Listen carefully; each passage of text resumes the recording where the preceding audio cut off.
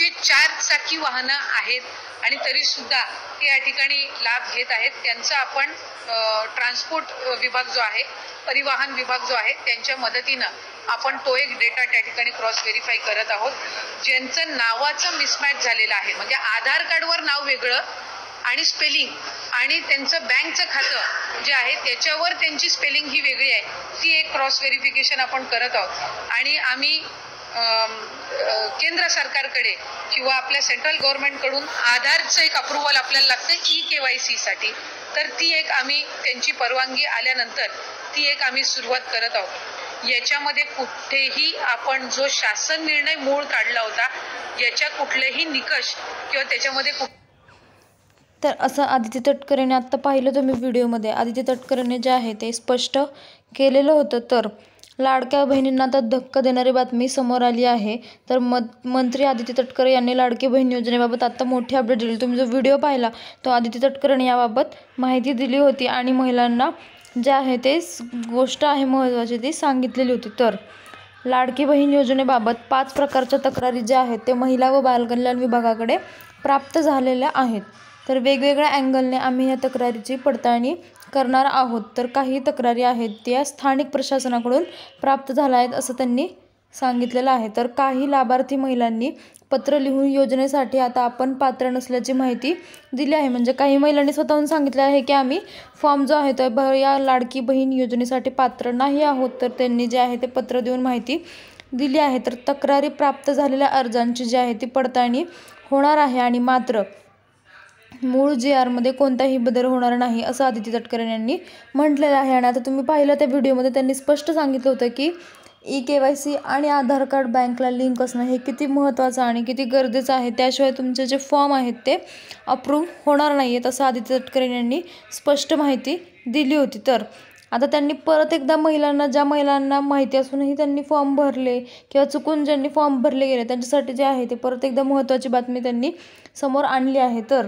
त्यांच्या ज्या अटी होत्या म्हणजे त्याची पात्रता जी होती ते आपण जाणून घेऊयात परत एकदा. तर ज्या महिलांचे उत्पन्न हे 2.5 लाखांपेक्षा जास्त आहे तरी योजनेचा फायदा घेत आहेत अशा अर्जांची होणार स्क्रुटिनी, म्हणजे जे आहे ते अर्ज बाद करण्यात येणार आहेत. तर 4 चाकी वाहन असलेल्या महिलांच्या अर्जांची होणार पडताळणी. आत्ताच त्यांनी स्पष्ट सांगितलं की 4 चाकी वाहन जे आहेत ते महिलांकडे नसले पाहिजे, तर त्या महिला त्या योजनेसाठी अपात्र ठरणार आहेत. तर एकच महिलेने 2 अर्ज दाखल केले आहेत अशा अर्जांची सुद्धा स्क्रुटिनी करणार आहेत, म्हणजे पडताळणी करणार आहेत की काही महिलांनी एकाच नावाचे 2-2 फॉर्म जे आहेत लाडकी बहीण योजनेचे भरलेले आहेत. तर त्यांच्यासाठी महत्त्वाची बातमी आहे की तसं करू नये. तर लग्न झाल्यानंतर महाराष्ट्र राज्यातून इतर राज्यात स्थलांतरित झालेल्या अर्जांची होणार पडताळणी. म्हणजे आता ज्या लाडक्या बहिणी ज्या आहेत त्या महाराष्ट्रात राहतात पण लग्न झालं आणि त्या दुसरीकडे शिफ्ट झाल्या, म्हणजेच महाराष्ट्र राज्यातून बाहेरच्या देशात त्या राहायला गेल्यात, तर त्यांनाही या अर्जासाठी त्या अर्ज करू शकत नाही, त्याही या योजनेसाठी अपात्र आहेत असं त्यांनी क्लिअर सांगितलेलं आहे. तर आधार कार्डवर आणि कागदपत्रांवर नावांमध्ये तफावत असलेल्या अर्जांची पडताळणी होणार अशी माहिती आदिती तटकरे यांनी दिली.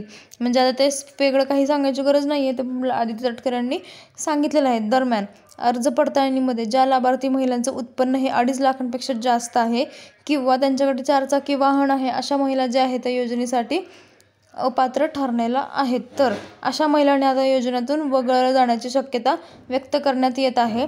तर याचा फटका जो आहे आता राज्यातील अनेक महिलांना बसू शकतो, कारण अपात्र असूनही फॉर्म भरणे हे खूप चुकीची गोष्ट आहे आणि सरकारने जे होते ते आधीच स्पष्ट केलेलं होतं. तर मोठी बातमी समोर येत होती आतापर्यंत की लाडक्या बहिणींना धक्का बसण्याची शक्यता आहे. तर आदिती तटकरेंनी याबाबत माहिती दिली की ते 2.5 लाख उत्पन्न, 4 चाकी वाहन किंवा घरातील कोणीही सरकारी नोकर असणारा माणूस किंवा तुम्ही आयकर म्हणजे टॅक्स भरत असाल तरीही तुम्ही या योजनेसाठी जे आहे ते अपात्र आहेत. तर असं सरकारने स्पष्ट केलं आहे आणि नव्या सरकारच्या लाडक्या बहिणींना जो आहे तो हा मोठा धक्का आहे आणि त्यांच्यासाठी नवीन अपडेटही आहे. कारण हे वारंवार सांगण्यात आलं होतं की तुम्ही अपात्र असाल तर तुम्ही फॉर्म भरू नका, तुम्हाला योजनेचा जो आहे तो लाभ मिळणार नाही आहे. त्यामुळे जे आहे ते आदिती तटकरेंनी आता स्पष्ट केलेलं आहे. तर तुम्ही आता पाहिलेच व्हिडिओमध्ये की त्या काय बोलल्या होत्या. तर ही अशी नवीन अपडेट होती, सगळ्यांसाठी महत्त्वाची बातमी होती. काही महिलांचं आहे की पेंडिंग आहे तरी